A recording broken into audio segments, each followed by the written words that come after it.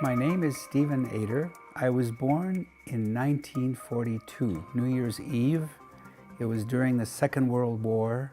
I was born in Albany, California, which is next to Richmond and Berkeley and Oakland.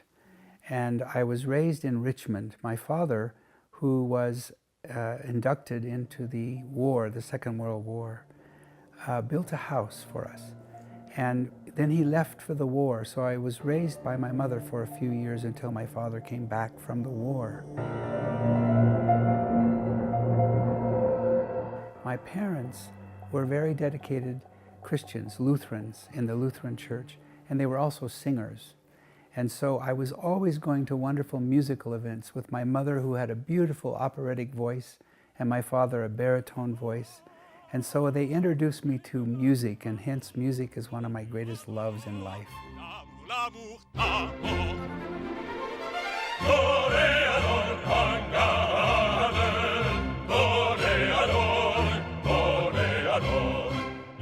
Oh, well, in the summers, every year we would go to a lake called Clear Lake. And I remember enjoying so much being on a lake, and we stayed in a little cabin as a family together, my mom and my dad and myself. And we had many, as kids, we would have many adventures.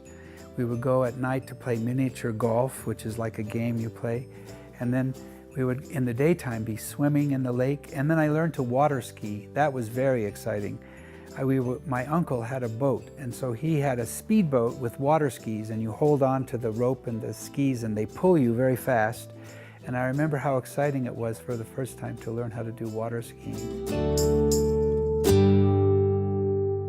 In the 1950s maybe, because I was born in 1942 during the Second World War, the bloodiest and horrible conflict ever in the history of humankind, millions of people killed. But then I remember that the atomic bomb had been invented. And I remember in the boat on the lake, in our vacation, we were out on the water, and I looked up in the sky and I looked at the mountains and I thought, what if an atomic bomb comes? Because we were being scared. People will say on the radio, you have to be ready for an atomic bomb. So we used to listen to the radio. When I was little, we had radio. We didn't have television originally. There was no television, certainly no computers like we have now. But anyway, we were kind of scared that somehow a foreign nation would drop the A-bomb, the atomic bomb, and we would all blow up. So sometimes I would get this fear as a child, thinking that all this beauty and my life and everything will be blown up by an A-bomb. So actually, during that time of my growing up, all the kids, all of us, had that fear of the possibility of a world war that would kill everybody. So I think that was something that was on my mind a lot, about how can we not have a world war? Because that was in the radio programs, it was in everything. In our school, the bell would ring and we would have to jump under the table and hide. They were teaching us, if an A-bomb comes, what do you do to save your life? It was very, very scary. Can you imagine that?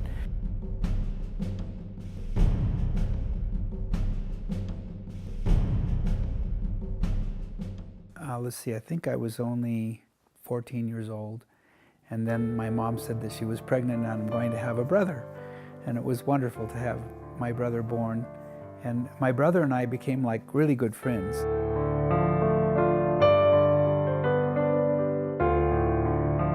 I was remembering the times when my dad used to take me to the construction sites.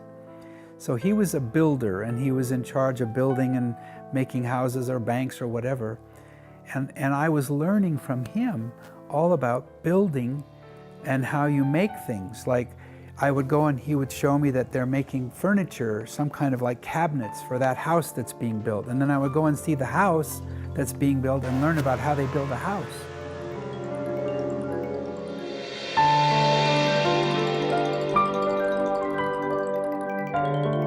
As I grew up, I became interested and fascinated to try and discover the meaning of life. I think many people do that. But that was one of my interests. And so I was a believer in the Christian church, in the Lutheran church. But at the same time, I was looking for something that would be universal, because I had friends who were Chinese and they were of Jewish faith, and some of them were atheists, and some of them were from Japan, and some of them were black African Americans.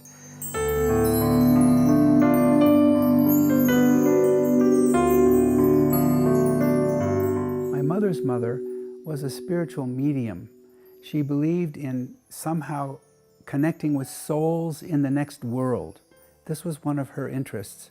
And my mother told me, you know, Steve, there are souls in the next world who help us and guide us. Now, it might sound a little bit creepy, but actually it's not creepy. It was just an idea that somehow there's another dimension, a more greater spiritual world, that after we die, we go into that realm and we continue to develop and grow spiritually forever. And so I was fascinated with this idea. And there was a time when, in fact, it was a very special time when I was in high school. I had a friend and I said, let's try an experiment.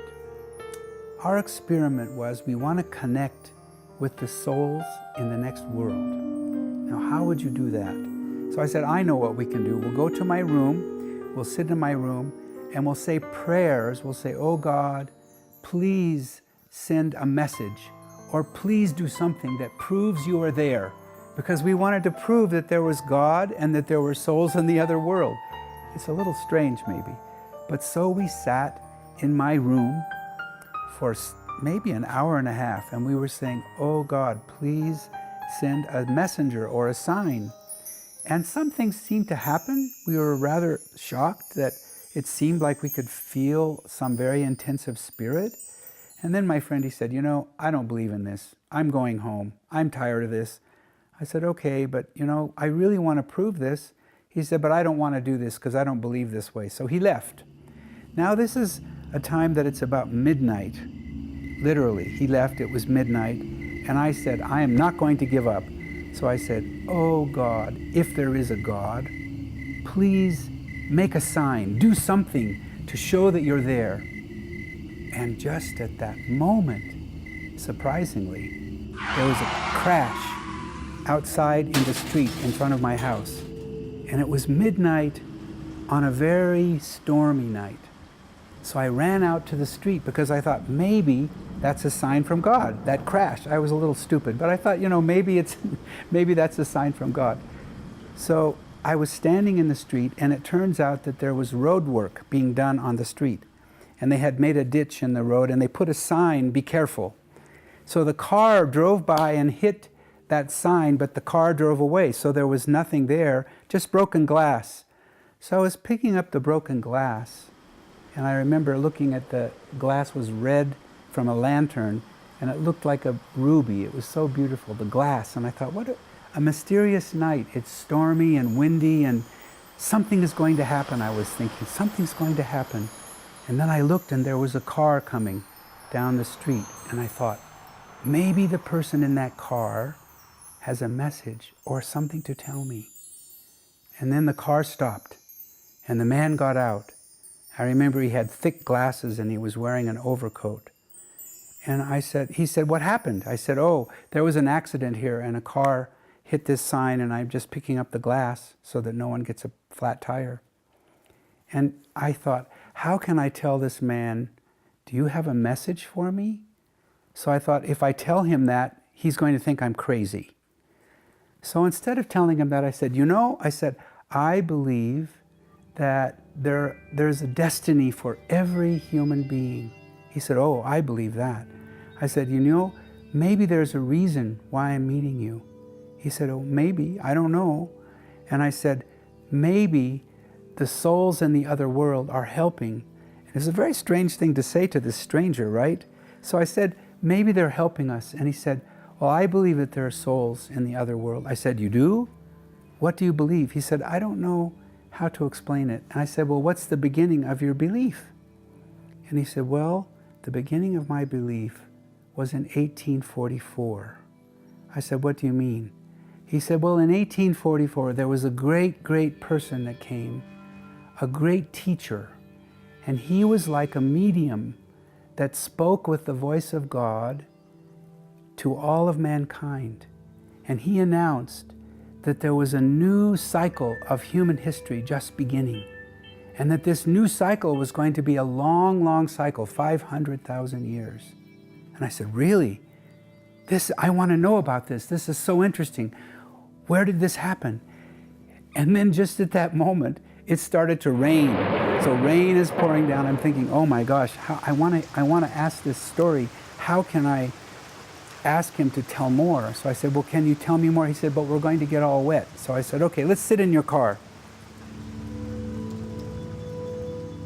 So we sat in the car of this man that I met at midnight in the middle of the night. Imagine, a stranger, and I'm talking about such very unique ideas about souls in the next world.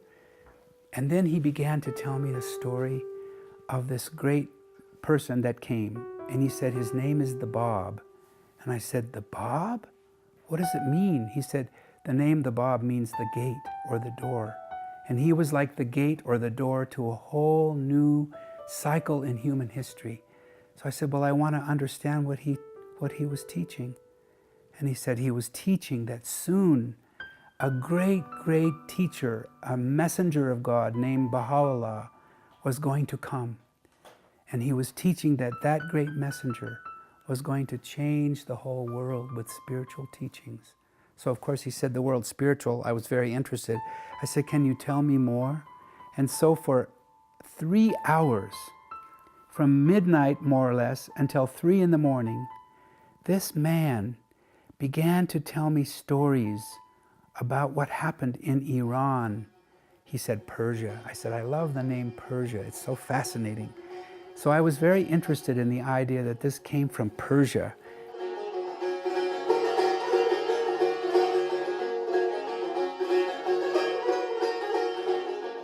And then after telling me about Baha'u'llah's life, how he was called the father of the poor, how he was the divine physician that brought the teachings that will change people, that will unite all the religions.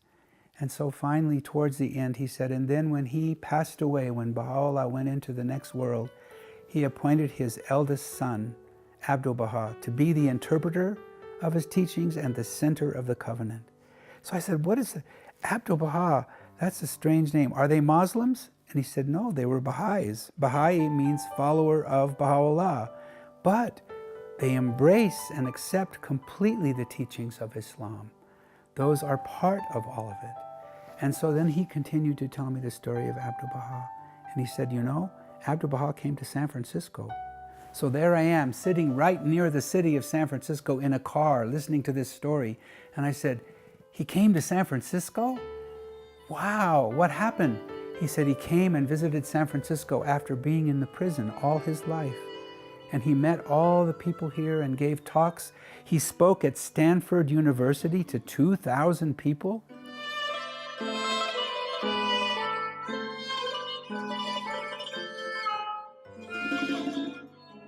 Here I was in the middle of the night, and I had asked God to send a messenger, and there was this man that I met in the middle of the night telling me all of this. And I said, well, where can I learn about it? He said, well, I have some books. And so he opened a briefcase and he said, you can take any of these books that you like. Well, he had told me about a book called The Hidden Words. And I said, that's the book I want, The Hidden Words. So I took The Hidden Words and I took books.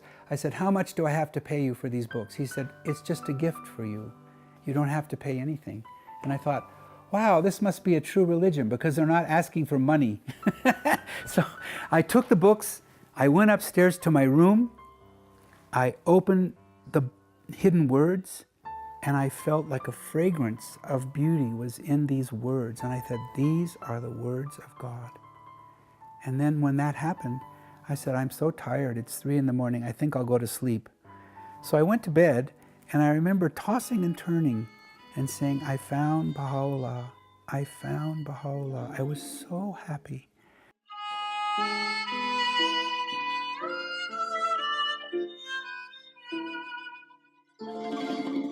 So I went to my parents early in the morning. I said, Mom, Dad, guess what happened? They said, what happened? I said, I met somebody last night. They said, who? I said, there was an accident in the front of the house and I met somebody and they told me that Christ has returned. They said, Christ has returned? How is that possible? I said, well, it's a big story, but I can tell you all about it. but I don't have time to tell you now. And they said, well, maybe you better go to the church and ask the minister about this. So I did. I went to the church to ask our minister, is this true from Baha'u'llah? This was a very interesting question that happened. And so I said, Pastor Bonker, is this true? And we looked at the hidden words, and there was one hidden word, O Son of Spirit, possess a pure, kindly, and radiant heart, that thine may be a sovereignty, ancient, imperishable, and everlasting.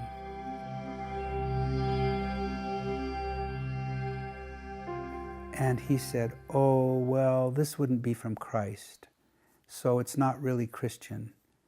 I said, but it's so beautiful and it's universal. I said, what about my friends who are from different countries and races and nations and language groups? He said, well, they're not going to be saved. I said, why aren't they saved? He said, because unless they join this church on 24th Avenue, they will not be saved. Their souls will not be in paradise. I said, but we need to have a universal religion for everybody. Why can't they be saved? And he tried to explain to me, but I didn't believe it, because I thought to myself, Baha'u'llah's words are right, and you are not telling me what's right. So I couldn't accept him, and I decided that I want to learn more.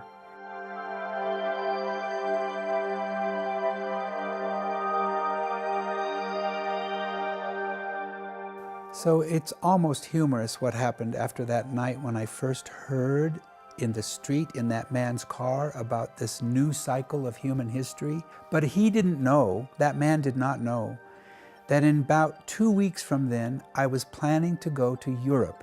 Going to go to Europe to learn about art and learn painting and learn about philosophy and those kind of things. So I was very interested to travel in Europe.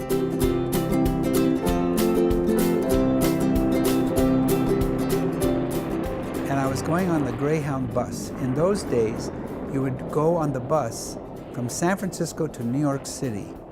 It took 4 days and 4 nights on that bus. In the bus, I would keep meeting people. So as I met people, I would ask them, did you ever hear about Baha'i? And they'd say, no. I said, oh, okay. And so what finally happened was I got to New York City, and I was going to go on an Italian ship. The Italian ships would go from New York to Italy, and from Italy I was going to go on the train to Austria, to Graz. So my adventure was, I got on the ship, and I was very excited to go on my first ship across the ocean, but it was the winter, it was sort of the season, maybe the fall season, when it was big storms on the Atlantic Ocean. And just before that, an Italian ship called the Andrea Doria had sunk. But so the price for the ship was very cheap because they couldn't get people to go on the Italian ship. So I said, I'll go on that Italian ship, not the one that sunk, but I'll go on the ship so it's cheap enough that I can go to Europe and afford it.